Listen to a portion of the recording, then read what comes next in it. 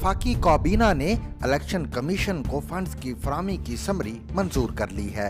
वफाकी काबीना ने फंड्स की फराहमी का मामला कौमी असम्बली को भेज दिया है। पार्लियामेंट हाउस में होने वाले वफाकी काबीना के इजलास में ख्वाजा आसिफ, राना तनवीर, अयाज सादिक, राना सनाउल्लाह, मुसद्दिक मलिक, असद महमूद और शाहजैन बुगटी शरीक हुए। इसके अलावा रियाज पीरजादा, हिना रब्बानी खर समेत दीगर काबीना अरकान भी इजलास में मौजूद थे।